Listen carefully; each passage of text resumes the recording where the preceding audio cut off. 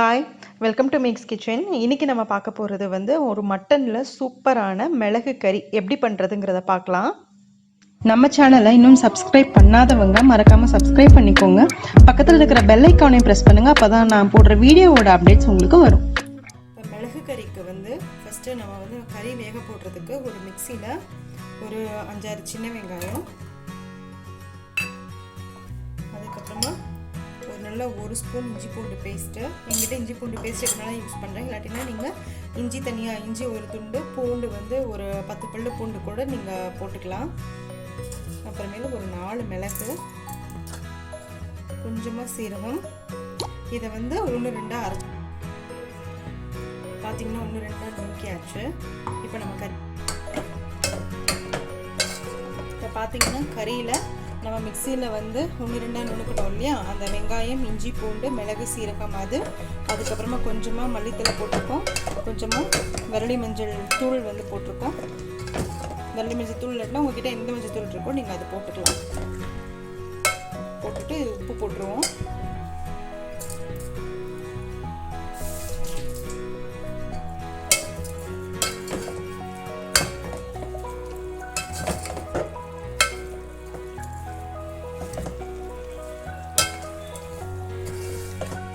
இது ஒரு 2-3 நிமிஷம் நல்லா இதிலேயே வதங்கட்டும்.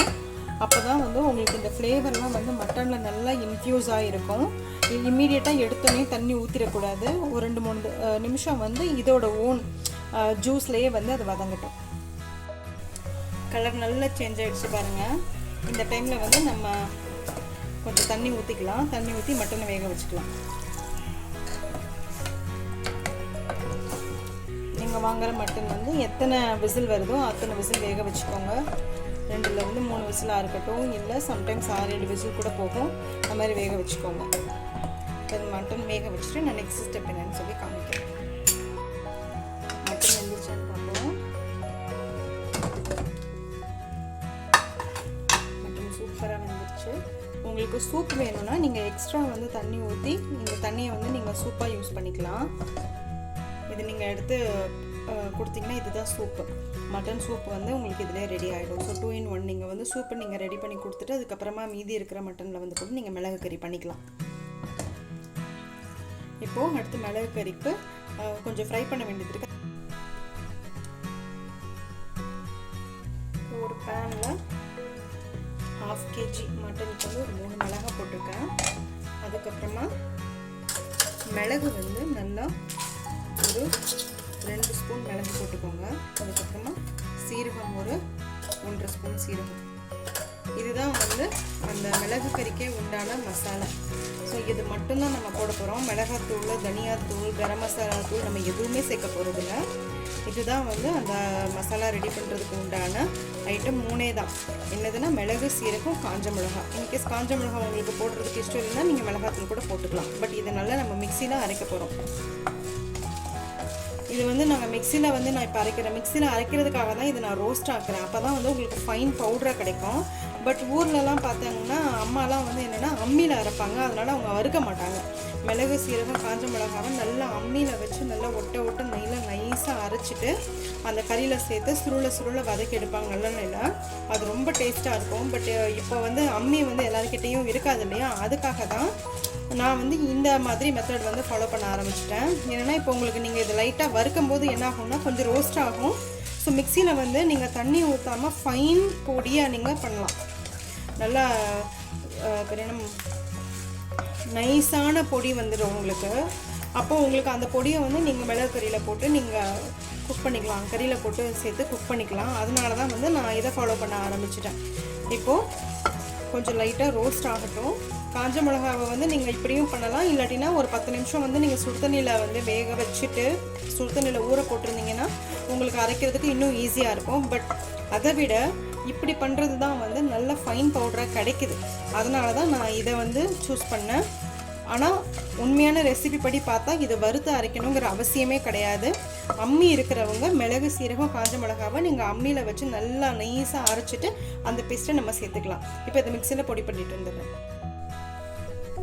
மிக்சியில் நான் பொடி பண்ணிட்டு வந்துட்டேன். அங்கே பாருங்கள், நல்லா நைஸாக வந்துடுச்சு பாருங்கள் பொடி. ஸோ இப்போ வந்து நம்ம இதை கறியில் சேர்த்துடலாம். கடாய் வச்சுருக்கேன். இதில் வந்து நல்லெண்ணெய் தான் இதுக்கு ரொம்ப டேஸ்ட்டாக இருக்கும்.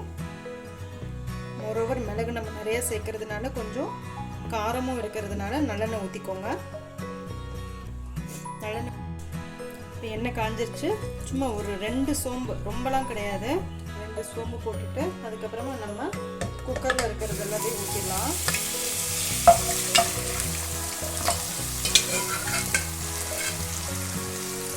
இப்போது நம்ம பொடியை ரெடி பண்ணி வச்சுருக்கோம் இல்லையா, இந்த மிளகு சீரக பொடி, அந்த பொடியும் நம்ம இதில் போட்டுருவோம்.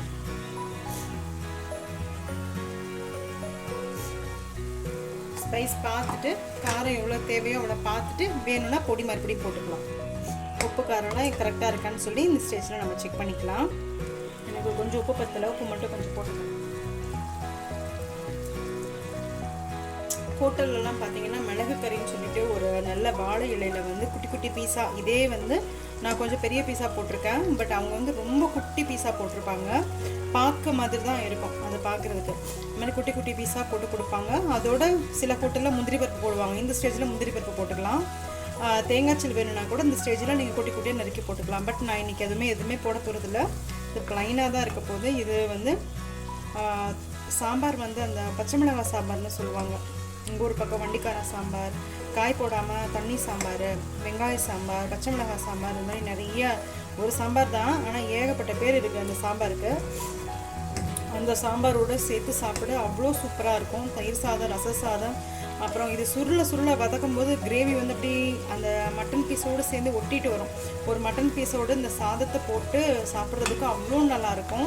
இந்த கடாயை கூட லாஸ்ட்டில் இருக்கிறத கூட நாங்கள் விட மாட்டோம். கடாயில் இருக்கிற மசாலா கூட இதுலேயே எல்லாத்தையும் லாஸ்ட்டில் எடுத்து வேறு குட்டி பாத்திரத்தில் மாற்றிட்டு இந்த கடாயிலேயே கொஞ்சமாக சாதம் போட்டு அம்மா பிசைஞ்சு கொடுப்பாங்க. ரொம்ப டேஸ்ட்டாக இருக்கும் அது.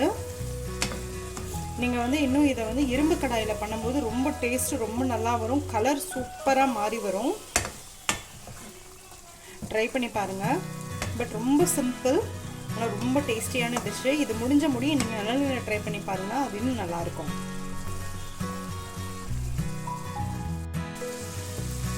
பாருங்கள், சூப்பராக நல்லா தலைன்னு கொதிக்குது. உங்களுக்கு பார்த்தா தெரியும். ஒரு 10 நிமிஷம் தான் ஆயிருக்கும் நான் இதெல்லாம் போட்டு. அவ்வளோ நல்லா இருக்குது. எண்ணெய் மிதந்து வந்துட்டு உங்களுக்கு செமி கிரேவியாக வேணும்னா நீங்கள் இந்த ஸ்டேஜ்லேயே ஆஃப் பண்ணிக்கலாம். பட் நான் சுக்காவாக பண்ணும்போது இன்னும் கொஞ்சம் நம்ம வதக்கணும். இந்த கொஞ்சம் தண்ணியாக இருக்குது இல்லையா, இந்த லிக்விட் எல்லாமே வந்து மட்டன் பீஸோடு சேர்ந்து நல்லா சூப்பராக ட்ரை ஆகிடும். அதுதான் மட்டன் சுக்கா. அது வர்றதுக்கு இன்னும் கொஞ்சம் டைம் எடுக்கும். ஒரு 5 மினிட்ஸ் வந்து நீங்கள் கிளறணும். சூப்பராக மட்டன் சுக்கா ரெடி ஆகிடுச்சு. பாருங்கள், நான் சிம்மில் வச்சுருக்கேன். கொஞ்சம் சிம்லேயே இருக்கட்டும். இன்னும் ஒரு 3-4 நிமிஷம் தான் ஆகும் இது ரெடியாக இருக்கிறதுக்கு. இந்த டைமில் வந்து பொடியை நறுக்குன்னு கருவேப்பிலை போட்டுக்கோங்க. இவ்வளோதான், சூப்பரான மட்டன் சுக்கா ரெடி.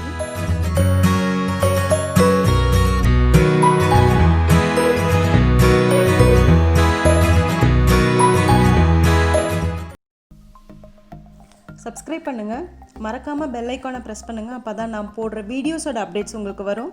லைக் பண்ணுங்கள், கமெண்ட் பண்ணுங்கள், ஃப்ரெண்ட்ஸோடு ஷேர் பண்ணுங்கள். தேங்க்யூ.